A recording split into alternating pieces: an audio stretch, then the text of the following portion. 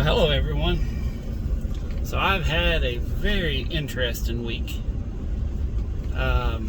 Apologize for not making any videos, but I've been sick for like 3-4 days. Still coughing, still got some, tightness and soreness, but I think I'm good now. NyQuil and Sprite, I'll tell you that works wonders.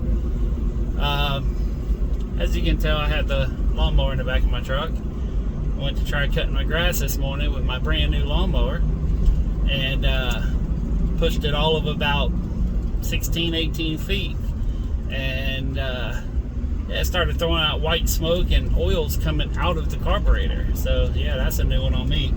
I'm trying to figure out how that could even happen, because I'm pretty sure oil passages don't go into the carburetor. So I'm going back to Lowe's and I'm gonna hopefully get my money back for it. So, and then I've been struggling on a job. There's this one particular job. It's a big 9-foot door, and I've made a couple of videos, but I never uploaded them. But it's this big 9-foot door that I did, and the customer was complaining about water, and he was showing me pictures of the water, and I'm like, there ain't no way. Like, there's no way that much water could be coming, from underneath the door. And just the way the door was set up, it defied physics. And so this morning I went over there, and it was raining a little bit this morning. And I got up above the door, above there, and there was 2 big windows above the door and a bunch of other stuff. And I'm just looking for any place that water could be coming in, and I put my hand on the siding to support myself, and my hand damn near went through the siding, because I got up on the ladder and I just put my hand on the wall just to kind of, so, but the siding is pretty much gone. I mean, it's like what you see is the outline of the paint, like, where the paint was on the siding. That's all that's left, because most of the siding is just gone. And it's a big area right where, and with the siding just being rotted out beyond belief. And he told me that he replaced the siding, and after talking with them, my thought process when he said he replaced the siding is that he replaced all of it, and it turns out he just replaced a small little portion right above the door. And and his old door leaked bad too and was rotted out. So but after many days of going there and trying to figure out and just completely blowing my mind apart as far as trying to figure out why in the hell, because my doors don't leak. I've had a couple of them in the past, but I've learned what mistakes were made, and I've corrected them on, all the newer jobs that I've done. And I knew this guy's door, he had history with this door leaking. So I'm like, I'm on top of this, and I'm sitting there sealing up everything. I made this door so tight, okay, that like we had to jam the door in there. And I mean, this is tight where I used 5 little thin shims. That was all that's needed. I mean, this door was like dead tight.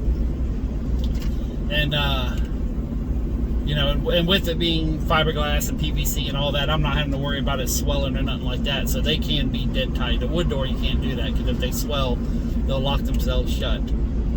But anyways, this morning I figured out is that the water is coming through the trim and the windows and the siding above it, coming down and sitting on top of the PVC jams on the very top. And then where the 2 doors connect, there's little tiny channels, and the water is pouring down in the channel and coming out the bottom. And I was like, that explains it. But I mean, I have been racking my brain. I haven't been able to sleep well, no joke. Plus because I've been sick, but which I kind of think I might have got from him, but here nor there. Everybody gets sick eventually. But the it was like a series of events that led the water from there. And I explained to him, I was like, listen, I sealed up everything and I caulked everything.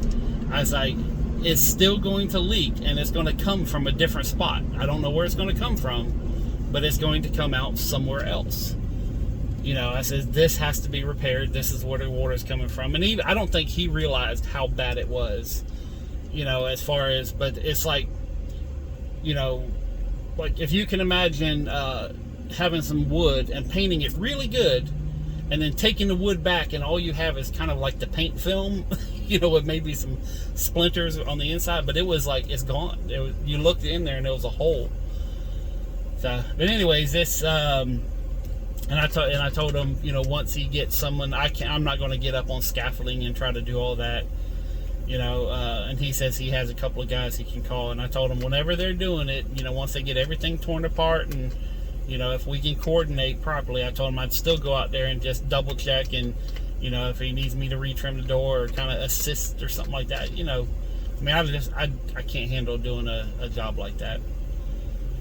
So, and then the window job I was supposed to finish this week, you know, this was her last week before she goes to work, so now I wanted to start doing her job on the weekends.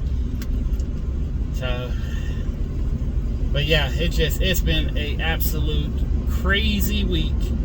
You know, being sick, rain, the heat, I mean, stress. And I think one of the reasons I got sick was because of the stress of this one door.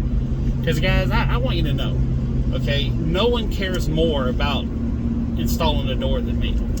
You know, and this literally drove me to, you know, where I was stressing out and couldn't sleep because one of the doors I installed was leaking water, and it wasn't. And I mean, I was going all over the place, but I never thought to look that far up. You know, I mean, we're talking, you know, 2-3 feet above the door, and it wasn't until I got on the ladder and could reach up that far that I realized how bad it really was. You know, because you see a little spot here and there, but when it's like you know, it was just pain. I mean, I'm trying to.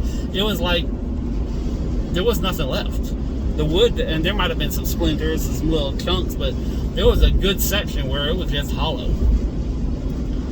But anyways, I'm done talking about it. We figured out the problem. He's going to do the next steps to get that corrected, and I'll probably hear from him in, you know, week, 2 weeks, hopefully soon, because he needs to get it done as quick as possible.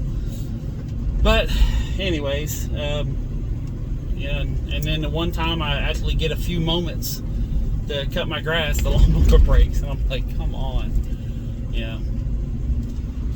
But anyways, this is what life does, and you got to take it, and you just got to, you know, deal with it. But I mean, it's not always, you know, perfect lives of the famous YouTubers. You know, it's not like that. Everybody has problems. Poor people have problems, rich people have problems. Everybody has it, just different levels and different days. That's it. And you got to strive to just try to keep the bad stuff out. You know, but it's still going to get in, no matter how hard you try. You will have a bad day. It's guaranteed in life. If you don't, you ain't living. So, but anyways, that's pretty much the whole week. It's just been stressing about a door. Being sick, you know, like last week my legs were locked up, and then this week my neck, you know, just kind of, I guess you get them little glands or whatever, and you know. But anyways, it is what it is. And like, I wasn't having trouble breathing, nothing like that. It was just felt icky, you know. That's the technical term, right? That's a medical term, icky. So, but I'm here at Lowe's. I'm gonna deal with this and see what I can do. I gotta get a lawnmower. Well, I have a lawnmower, but I'm tired of moving them back and forth. But you know, my lawnmower of 3 years works fine. This one here, I use it literally one time. not even a full 10 minutes. It took longer to get everything ready to cut the grass, and I was able to use the lawnmower, and bam, broke. So it's nothing against Lowe's. It's nothing against, you know, it just sometimes you get bad stuff. I bought, you know, I don't know if I told you guys about the Soul Stealer van, but I had a ProMaster. Bought it brand new, got a hell of a deal on it. And it was one of the worst piece of junk vehicles I ever bought because they never welded the roof properly. And, you know, you go down the road and the body's just flexing and it leaked water. It actually leaked water down into the roof. So whenever I pulled my seatbelt, the where the seatbelt comes out down here was full of water, so you'd pull it out and the seatbelt would be soaking wet. So, ooh, that's a, she's trying to, I don't know if she's trying to get a, yeah, she's trying to get a plant in her, she bought a big plant and trying to put it in a small BMW. And just cramming it right into the windshield. She's going to have a fun drive home. See, everybody has unique days. Can't complain about them. But anyways, that's it for now. Thank you very much for watching. I know it's not the great inspirational videos you guys normally like to see, but you know, I'm showing you every aspect of about you know, my life, the good, the bad, and trying to show you how to, you know, overcome whatever, you know, gets in your life. Anyways, peace, love, money. I'm out.